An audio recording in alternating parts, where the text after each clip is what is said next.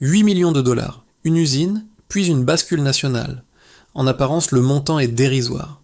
Pourtant, il devient un symbole opératoire, parce qu'il retient sur place la valeur des récoltes, stabilise un revenu et crée un premier point fixe pour un tissu made in Burkina qui se met à circuler avec l'électricité solaire et des routes mieux reliées jusque dans les écoles, les ateliers et les soins de nuit où la continuité compte plus que l'effet d'annonce. Jusqu'où ce pari, sous Ibrahim Traoré, peut-il tenir dans le Sahel ? La souveraineté se mesure puis s'étend. La promesse est simple. Comprendre comment un pays longtemps jugé périphérique tente de rendre sa souveraineté mesurable et surtout durable. Pour le spectateur, l'intérêt est clair. Suivre une méthode concrète en 10 à 15 minutes d'attention réelle sans se perdre dans des slogans. Mais les enjeux dépassent la curiosité. Il s'agit de vérifier si un modèle fondé sur la production intérieure peut résister aux chocs agricoles, énergétiques et logistiques qui ont longtemps dicté le rythme du Burkina Faso. Si un maillon ralentit, l'ensemble peut se gripper. Une usine sans énergie devient un hangar, une énergie sans maintenance s'éteint, une route sans flux ne change rien. A l'inverse, si chaque secteur suit la cadence, l'effet de chaîne peut franchir un seuil inédit. Ce récit se tient sur une tension centrale. Volontarisme politique et mobilisation collective doivent avancer au même pas, sinon la promesse s'effrite. Et c'est là que Ibrahim Traoré devient un repère narratif, non comme slogan, mais comme point de discipline des chantiers. Reste une question suspendue. Quelle preuve, précisément, transforme une accélération en cadre durable ? 8 millions de dollars ont suffi à inverser une inertie de plusieurs décennies. Plus de 300 000 personnes bénéficient désormais de l'électricité issue du programme solaire Yellen. Un écart net entre un point de départ contraint et un premier palier fonctionnel qui éclaire la logique baseline delta portée par Ibrahim Traoré. Ces deux chiffres, modestes à l'échelle internationale, constituent pourtant une preuve opératoire. Une contrainte structurelle peut devenir un levier productif lorsqu'elle est traitée comme un système et non comme une somme de projets isolés. Le contexte aide à comprendre la portée de cette mini-révélation. Le Burkina Faso est un pays enclavé, exposé aux chocs climatiques, dépendant de circuits d'importation coûteux et longtemps freinés par des pertes post-récolte massives. Avant la mise en place de l'usine de transformation de tomates, des milliers de tonnes se perdaient chaque année faute de débouchés locaux et de capacité de conservation. La création d'un point de transformation change la nature du problème. La valeur n'est plus contrainte de quitter le territoire brut. Elle est retenue, travaillée, puis redistribuée. En parallèle, le programme solaire Yellen élargit le cadre. L'accès continu à l'énergie ne se limite pas à l'éclairage. Il prolonge les heures d'école, sécurise les soins nocturnes, alimente les ateliers et stabilise les micro-entreprises rurales. Là où l'électricité était intermittente, ou absente, elle devient une infrastructure de base, maîtrisée localement, reproductible et réparable sur place. Cette continuité transforme des usages fragmentés en activités régulières. Ce double mouvement s'inscrit dans une séquence plus large. Les routes en cours de modernisation relient les zones de production aux centres de transformation, réduisent les délais et rapprochent des régions longtemps isolées. L'agriculture, l'énergie et la logistique cessent d'évoluer en silos. Elles s'alimentent mutuellement, créant une interdépendance interne qui réduit la vulnérabilité globale. La mini-révélation n'est donc pas seulement chiffrée, elle est structurelle. Montrer que la souveraineté commence quand les chiffres, même modestes, organisent des usages durables plutôt que des annonces ponctuelles. Pour saisir comment ces transformations quittent le plan des infrastructures et entrent dans le réel, il faut suivre ceux dont le quotidien a basculé en premier. Le parcours d'Abdoulaye, agriculteur près de Bobo-Dioulasso, sert de fil conducteur. Avant l'ouverture de l'usine de transformation, ces récoltes dépendaient d'acheteurs irréguliers et de délais de transport imprévisibles. Une partie de la production se perdait sous le soleil, sans marché structuré.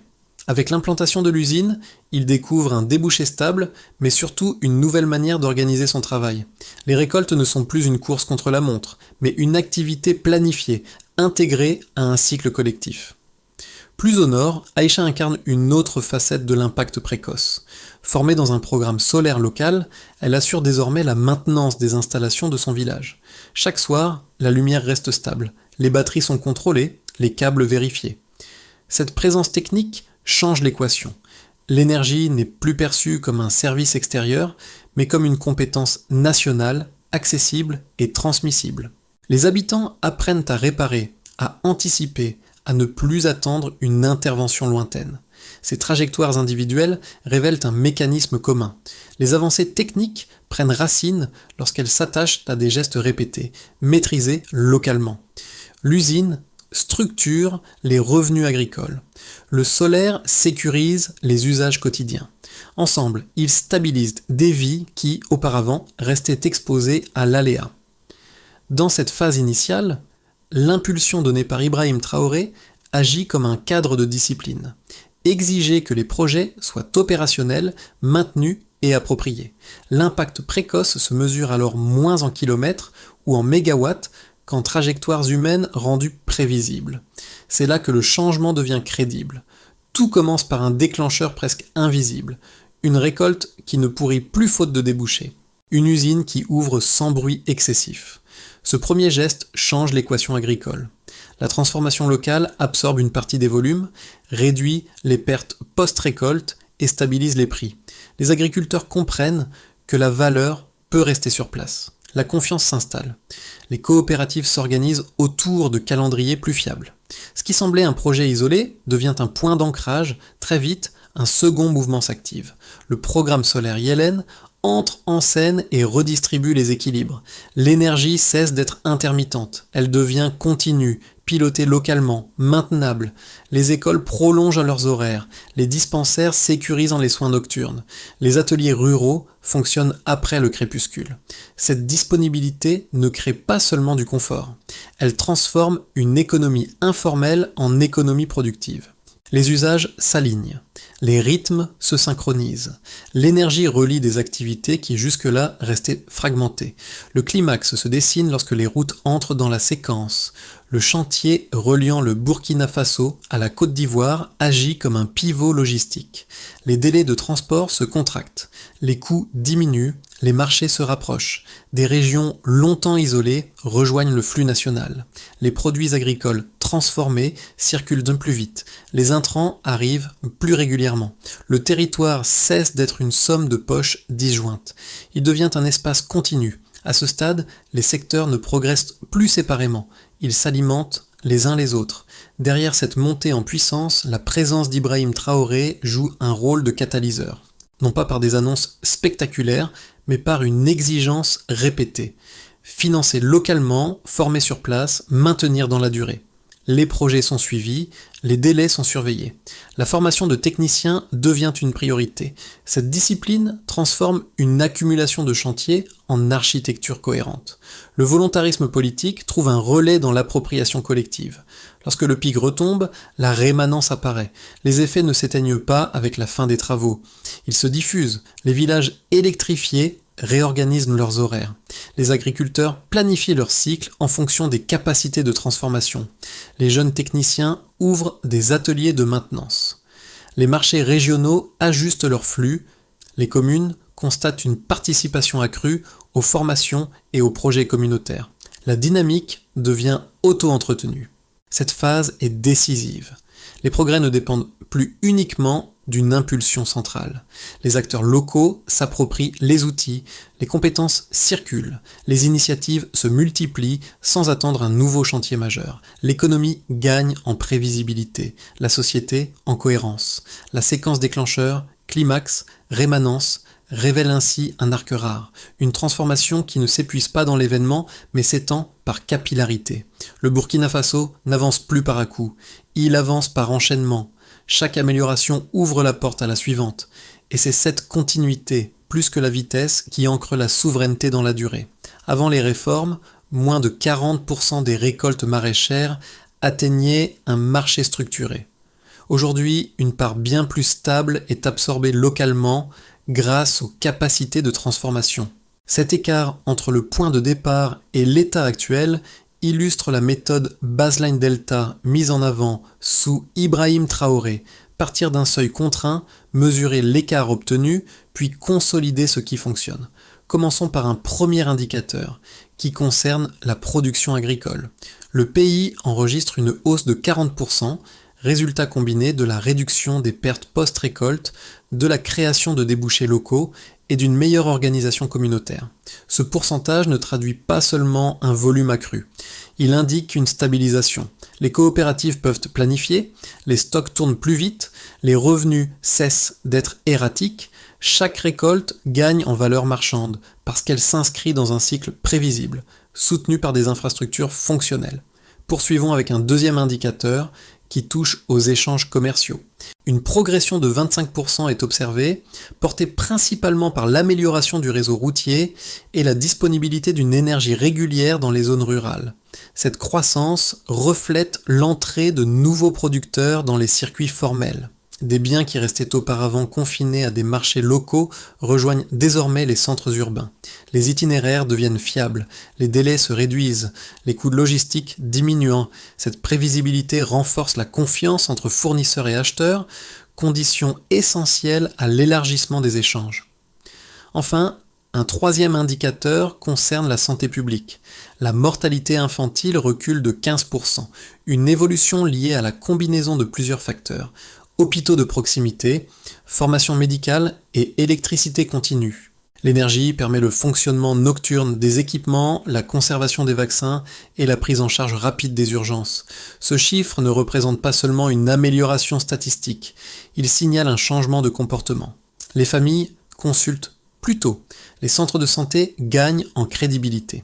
La prévention devient possible là où l'attente dominait. Pris isolément, ces chiffres pourraient sembler modestes. Ensemble, ils dessinent une logique systémique. L'agriculture stabilisée alimente le commerce. Le commerce justifie les routes. Les routes facilitent l'accès aux soins. Les soins renforcent la confiance des communautés. Chaque progrès agit comme un multiplicateur. Rien n'est décoratif. Tout est fonctionnel. Cette lecture quantitative révèle une orientation stratégique claire. Les chiffres ne servent pas de trophée politique. Ils deviennent des outils d'ajustement. Lorsqu'un indicateur stagne, il signale un maillon à renforcer. Lorsqu'il progresse, il valide une articulation entre secteurs. Cette rigueur transforme la souveraineté en mécanique mesurable plutôt qu'en déclaration d'intention. En définitive, le passage du baseline au delta montre comment une économie partielle évolue vers un système intégré. Les écarts observés prouvent qu'un pays enclavé peut réduire sa dépendance extérieure sans rompre ses équilibres internes. Les résultats ne sont pas spectaculaires à l'échelle globale, mais ils sont décisifs localement. Pour les Burkinabés, ces chiffres incarnent une certitude nouvelle. L'avenir peut être construit par l'effort interne, mesuré, corrigé et prolongé dans le temps. Deux critiques majeures reviennent lorsqu'on analyse la trajectoire actuelle du Burkina Faso. La première affirme qu'un modèle centré sur l'autonomie productive risque d'isoler le pays. Selon cet argument, limiter l'aide extérieure et privilégier les ressources internes priverait l'économie d'investissements massifs, de technologies avancées et d'un accès fluide aux réseaux commerciaux mondiaux. L'enclavement géographique est présenté comme une contrainte structurelle difficilement contournable sans partenariats internationaux solides. À cela s'ajoute la crainte d'une dépendance excessive à l'agriculture et au solaire, exposée aux aléas climatiques et aux variations de la demande régionale. La seconde critique porte sur la résilience. Un système reposant largement sur des initiatives locales serait, selon certains observateurs, vulnérable en cas de choc majeur. Une sécheresse prolongée, une tension sécuritaire accrue ou un ralentissement économique régional pourraient fragiliser l'ensemble de l'édifice. Les sceptiques reconnaissent les progrès visibles, mais doutent qu'un maillage de projets territorialisés puisse absorber des crises externes sans appui massif de partenaires internationaux. Ces arguments méritent d'être pris au sérieux. Ils soulignent des risques réels, mais ils sous-estiment la logique d'interconnexion déjà à l'œuvre. Les données disponibles montrent que les initiatives ne fonctionnent pas en silo. L'usine de transformation renforce les revenus agricoles et sécurise l'offre. Le programme solaire Yelen garantit l'énergie nécessaire aux ateliers, aux écoles et aux centres de santé. Les routes réduisent les coûts, accélèrent les flux et relient les régions. Chaque secteur compense les fragilités potentielles d'un autre. Sous Ibrahim Traoré, cette cohérence devient une réponse structurelle aux critiques. Le modèle ne vise pas l'isolement, mais une interdépendance interne maîtrisée.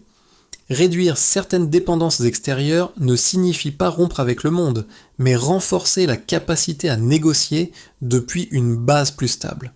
De même, la résilience ne repose pas sur un projet unique, mais sur la multiplication de points d'appui locaux capables d'amortir les chocs. Ainsi, loin d'une fragilité accrue, la trajectoire burkinabé esquisse une autonomie adaptative. Elle ne promet pas l'absence de crise, mais une meilleure capacité à y répondre. C'est précisément cette nuance que les critiques tendent à négliger. Ce basculement marque le véritable milieu du récit. Dans des dizaines de villages, l'électricité issue du programme solaire Yelen transforme la nuit en espace d'activité continue. Les écoles prolongent leurs cours. Les ateliers maintiennent leur production après le crépuscule. Les dispensaires sécurisent les soins d'urgence. Ce qui semblait improbable quelques années plus tôt devient un usage quotidien, stable et reproductible. Ce dévoilement ne tient pas seulement à la technique, il touche à la perception collective. Lorsque l'énergie est produite et maintenue localement, elle cesse d'être une attente, elle devient une certitude. Les habitants n'ajustent plus leurs activités à l'intermittence, ils planifient. Les coopératives réorganisent leurs horaires, les commerçants étendent leurs plages d'ouverture. Les techniciens développent des micro-ateliers de maintenance. Chaque kilowatt solaire devient un vecteur de confiance partagée. À ce point précis, la trajectoire du pays se redéfinit. Les transformations ne sont plus perçues comme des projets imposés d'en haut, mais comme des outils appropriés. Sous Ibrahim Traoré, l'énergie agit comme un pivot silencieux. Elle relie l'agriculture à la transformation, la santé à la continuité des soins, l'éducation à la régularité. La souveraineté cesse d'être abstraite. Elle se manifeste chaque soir quand la lumière reste allumée sans dépendre d'un réseau lointain. Ce midpoint révèle donc une réalité simple. Tant que l'énergie était rare, le progrès restait fragile. Lorsqu'elle devient locale, le changement devient durable. Les transformations engagées prennent désormais une forme lisible dans la vie quotidienne de 4 groupes clés de la société burkinabé. Leur observation permet de mesurer comment une dynamique nationale se traduit en effets différenciés, mais convergents. Pour les agriculteurs, le changement commence dans les champs. Les pertes post-récolte diminuent sensiblement grâce à l'existence de débouchés locaux stables. Les coopératives structurent leurs flux, mutualisent le transport et alignent leur calendrier sur les capacités de transformation. Les revenus gagnent en prévisibilité. Cette stabilité modifie les comportements. Les producteurs investissent davantage dans leurs parcelles, anticipent par les saisons et sortent progressivement d'une logique de survie. L'agriculture cesse d'être un pari incertain pour devenir une activité planifiée, soutenue par un réseau local cohérent, encouragé sous Ibrahim Traoré. Pour les entreprises locales, l'impact est tout aussi déterminant.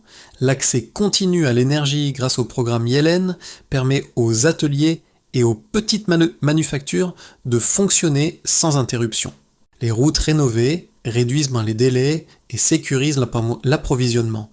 Les stocks tournent plus vite, les coûts logistiques baissent. Cet environnement attire de nouveaux investisseurs nationaux. Convaincus par une économie plus lisible, les petites structures gagnent en compétitivité sur les marchés régionaux, là où l'irrégularité freinait auparavant toute expansion. Pour la jeunesse et la diaspora, la transformation revêt une dimension symbolique et pratique. Les formations locales débouchent sur des emplois immédiats dans la maintenance solaire, les chantiers routiers ou les centres de santé. Les compétences acquises trouvent une utilité directe. La diaspora perçoit ces évolutions comme une opportunité de contribution concrète par des retours temporaires ou des transferts de savoir-faire. Sous l'impulsion d'Ibrahim Traoré, l'action publique cesse d'être un discours patriotique pour devenir un terrain où les compétences nationales prennent de la valeur.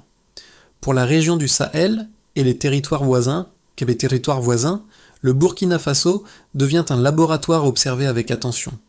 L'enchaînement des réformes inspire des initiatives similaires au-delà des frontières. Les corridors commerciaux se densifient, les communes frontalières adaptent leurs pratiques. Le pays, longtemps perçu comme marginal, acquiert un rôle d'expérimentation régionale. Ces 4 niveaux convergent vers un même constat. Les avancées ne sont ni isolées, ni superficielles. Elles forment un écosystème interdépendant où chaque groupe trouve un renforcement spécifique. La souveraineté se vit désormais comme une expérience quotidienne, mesurable et partagée, plutôt qu'un objectif lointain.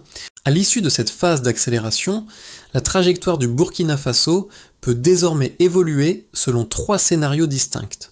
Aucun n'est figé, chacun dépend de conditions concrètes, observables, qui orienteront la dynamique engagée. Dans une trajectoire de référence, les initiatives locales gagnent progressivement en maturité. Les coopératives agricoles augmentent leur capacité de transformation sans rupture majeure. Les ateliers de maintenance solaire se multiplient, assurant une continuité acceptable des équipements. Les routes récemment achevées stimulent donc des échanges plus réguliers entre régions. Le rythme n'est pas spectaculaire, mais il reste cohérent. Les disparités territoriales persistent sans s'aggraver. Cette trajectoire consolide l'existant et transforme l'élan initial en stabilité fonctionnelle. Dans une version plus favorable, tout repose sur un effet d'entraînement plus marqué. Les formations techniques produisent rapidement une masse critique de compétences locales. Les communes coordonnent mieux la maintenance, réduisant les interruptions. La diaspora s'implique davantage par des retours ciblés et des transferts de savoir-faire. Les flux commerciaux s'intensifient, portés par une logistique plus fluide. Dans cette configuration, la cohérence du modèle défendu par Ibrahim Traoré s'affirme. Les résultats s'accélèrent sans nécessité de chantiers géants supplémentaires, car l'interdépendance interne joue à plein, et si certains maillons ralentissent, alors le rythme se fragilise. Des zones peinent à maintenir leurs équipements faute de techniciens. Les circuits de distribution fonctionnent de manière irrégulière. L'énergie solaire reste disponible, mais la maintenance devient inégale. Le pays ne régresse pas, toutefois le rythme se fragmente. Les écarts entre régions se creusent, exposant la dynamique à des tensions sociales ou économiques. Ces scénarios soulignent une leçon centrale. La question n'est pas de choisir une trajectoire idéale, mais de reconnaître les leviers qui orientent l'évolution. Si la coordination locale se renforce, alors la dynamique se prolonge. Si elle faiblit, le système ralentit. La souveraineté, ici, n'est pas un état final. Elle est un équilibre mouvant, entretenu par des décisions quotidiennes et des capacités maintenues dans le temps.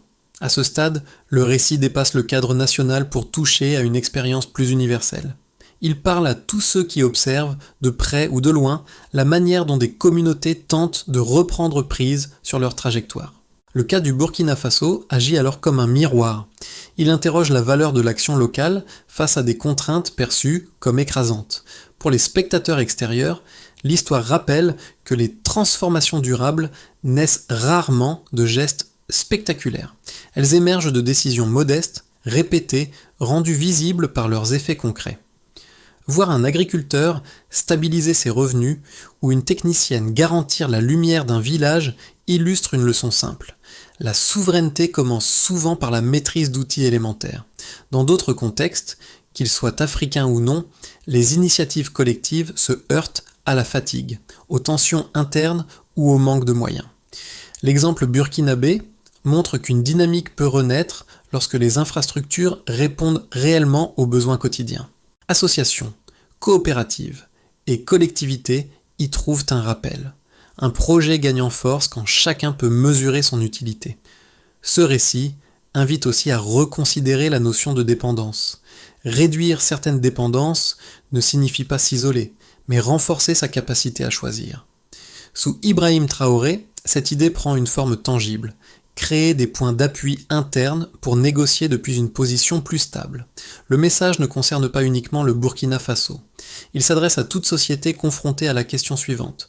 Comment transformer des contraintes en leviers sans attendre une solution extérieure immédiate ? En se projetant dans ces trajectoires, le spectateur n'observe plus un cas lointain. Il reconnaît une problématique familière, celle de la construction patiente où chaque amélioration, aussi modeste soit-elle, contribue à un ensemble plus robuste. Pour que les acquis récents se consolident et ne se dissipent pas, une méthode progressive s'impose. Elle ne repose pas sur de nouveaux chantiers spectaculaires, mais sur l'organisation précise de ceux qui existent déjà. Sous l'impulsion d'Ibrahim Traoré, cette logique se structure comme une feuille de route fondée sur des actions simples, mesurables et répétables. La première étape consiste à renforcer la maintenance. Les communes doivent disposer d'équipes locales dédiées à l'énergie, aux routes et aux centres de santé. L'objectif n'est pas l'excellence immédiate, mais la continuité minimale. Les indicateurs sont concrets. Heures de fonctionnement, délai d'intervention, taux de disponibilité des équipements. Sans cette base, toute infrastructure se fragilise. La deuxième étape vise à développer la formation. Des centres régionaux peuvent accueillir des sessions courtes, centrées sur la réparation solaire, la gestion des chaînes de froid et l'entretien des équipements. Chaque promotion formée renforce l'autonomie locale. Le critère clé devient le taux d'employabilité des diplômés dans les mois suivant la formation, signe que les compétences répondent à un besoin réel. La troisième étape consiste à améliorer la coordination économique. En alignant coopératives agricoles, transporteurs et unités de transformation, il est possible de réduire le gaspillage et d'améliorer la rotation des stocks. Les volumes transformés et la régularité des livraisons servent de repères pour ajuster les flux. Enfin, l'intégration des initiatives locales dans un cadre partagé limite les doublons. Associations, comités villageois et petites entreprises gagnent en efficacité lorsqu'ils opèrent dans une architecture commune. L'indicateur devient alors le nombre de projets réellement coordonnés à l'échelle territoriale. Ainsi, la souveraineté cesse d'être un objectif abstrait. Elle devient un processus continu, entretenu par des gestes coordonnés, évalués et corrigés dans le temps. Au moment de refermer ce parcours, les visages rencontrés plus tôt réapparaissent comme des repères silencieux. Abdoulaye, dans ses champs près de Bobo Dioulasso, ne court plus après des acheteurs incertains. Aïcha, devant les panneaux solaires de son village, veille à ce que la lumière reste stable toute la nuit. Ces gestes simples forment un fil continu entre les infrastructures et les vies qu'elles soutiennent. Ce retour au personnage n'est pas anecdotique. Il rappelle que la souveraineté ne se décrète pas depuis un centre abstrait. Elle s'incarne dans des routines maîtrisées, répétées jour après jour. L'usine, l'électricité, la route n'ont de sens que parce qu'elles prolongent l'action humaine. Sans appropriation, elles resteraient des structures inertes. Sous Ibrahim Traoré, cette articulation entre décision politique et usage quotidien devient la clé du modèle. Ce n'est pas la taille des projets qui marque les esprits, mais leur capacité à se prolonger dans le temps, sans rupture, sans dépendance immédiate à une impulsion extérieure.